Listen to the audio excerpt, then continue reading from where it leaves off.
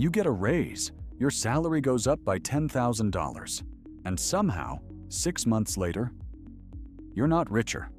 You're actually more stressed about money than before. That's exactly what happened to two people named Ryan and Daniel. At 25, they were both making around $50,000 a year. 10 years later, Ryan was earning more than $120,000.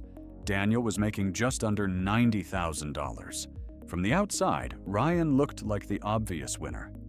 He had the nicer house, the newer car, the expensive vacations, the kind of lifestyle that made people assume he had figured money out. Daniel? He still drove an older car. He lived in a smaller home, and he wasn't nearly as impressive on social media. But then something happened that completely changed the way you would look at their financial lives. Ryan lost his job, and suddenly, his $120,000 income wasn't there anymore.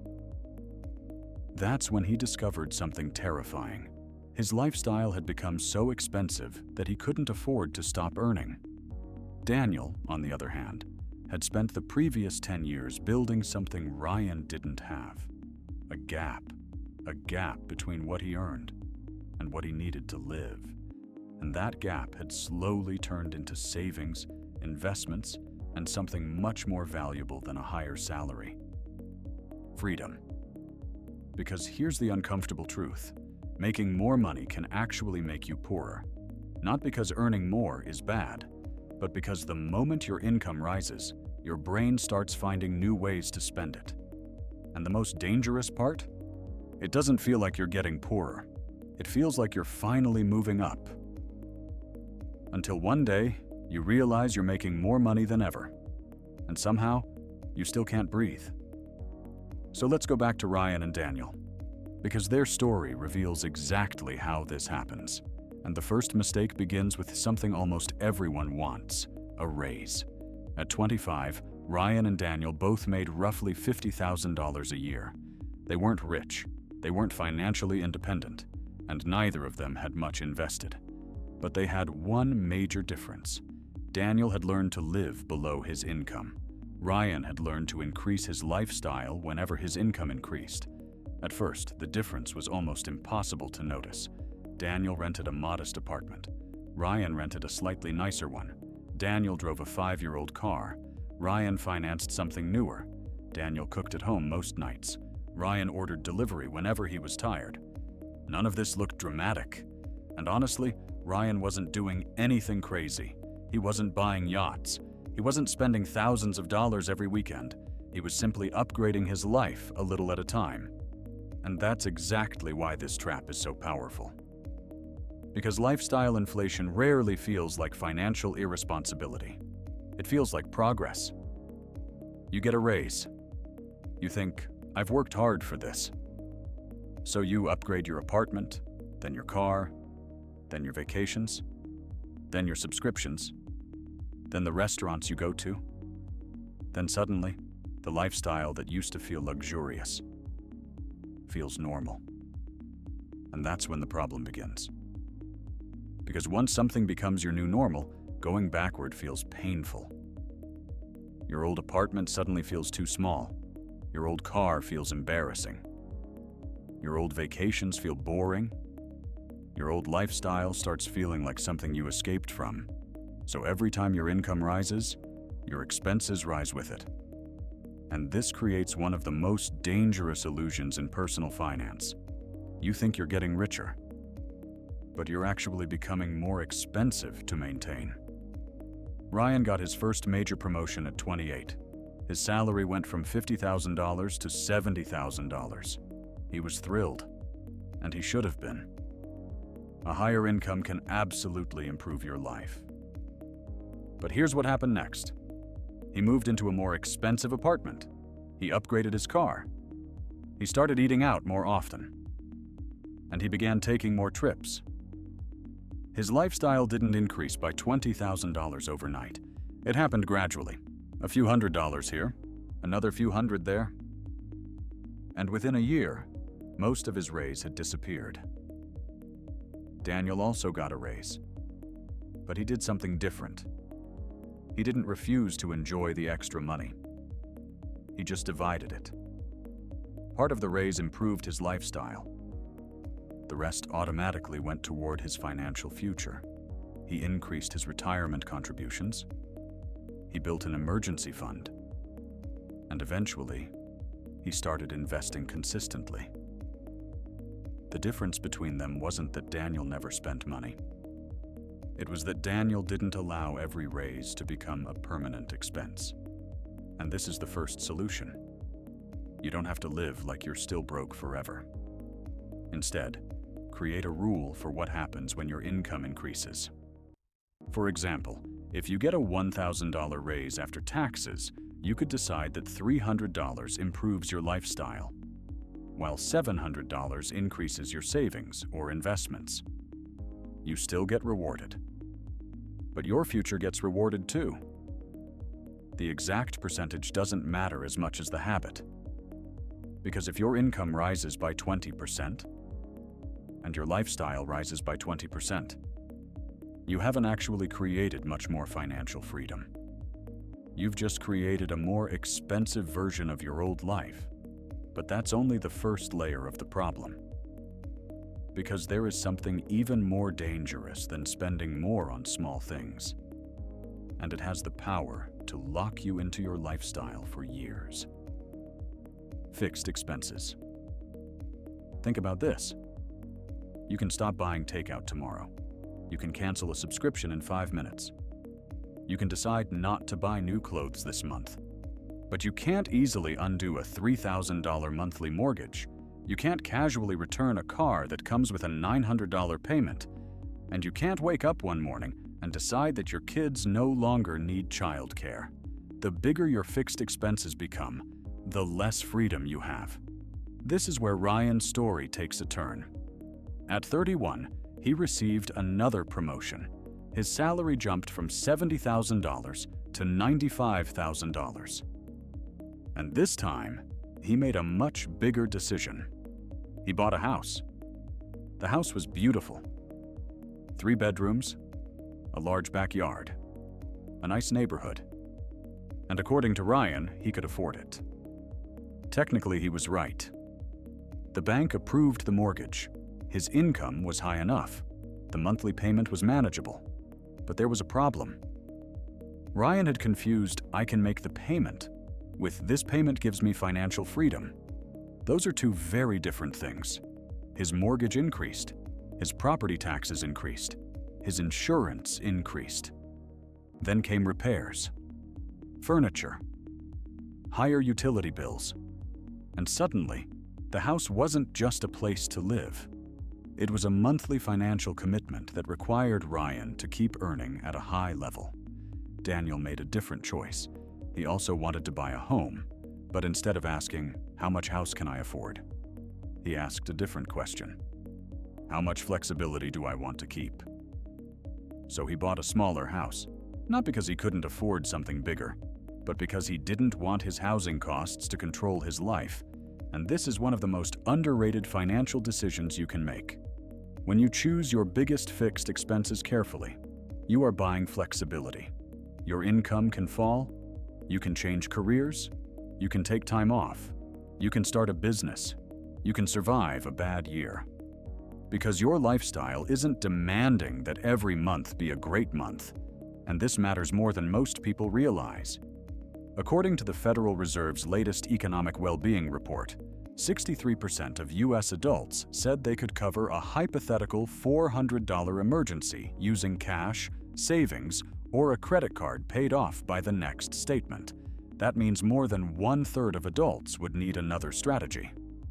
And when the question becomes much bigger, like losing your main source of income, the problem becomes even more serious. The Fed reported that 55% of adults said they had savings set aside to cover 3 months of expenses in an emergency. The point isn't that everyone needs to have a huge pile of cash sitting in a bank account. The point is that financial security depends heavily on how much room you have between your income and your required expenses. And that brings us to the second solution. Build your lifestyle around your income. not around your maximum borrowing capacity. Just because a lender says you can afford something doesn't mean you should buy it. Just because you qualify for the car doesn't mean you need the car. And just because your income went up doesn't mean your fixed expenses need to go up with it. The goal isn't to minimize everything. It's to make sure your biggest financial commitments leave you with options. But there's still another problem. And this one has almost nothing to do with math. It's psychological. Ryan wasn't just spending more money. He was trying to prove something. Every promotion made him feel like he had moved up in life. And his purchases became evidence. The nicer car said he was successful. The bigger house said he was successful. The expensive vacation said he was successful. And without realizing it, Ryan had started using money to communicate his identity. This is where social media makes everything worse. Because now, you're not just comparing your life to your neighbors. You're comparing it to thousands of people every day. You see the vacation. You don't see the credit card balance. You see the luxury car. You don't see the monthly payment. You see the house. You don't see the mortgage. You see the result. You don't see the financial structure underneath it. And the problem is that humans are naturally terrible at judging wealth from appearances. Someone can look incredibly successful and still be financially fragile. Someone else can look completely ordinary and have hundreds of thousands of dollars quietly invested. That's why one of the best financial strategies is also one of the least exciting. Stop trying to look rich. Start trying to become financially difficult to break. Because every dollar you spend to impress someone disappears. But every dollar you save or invest can potentially keep working for you. And this is where Ryan and Daniel begin to separate completely. At 35, Ryan was earning $120,000. Daniel was earning around $88,000. Ryan earned $32,000 more. But Ryan also had a much more expensive life. His mortgage was larger.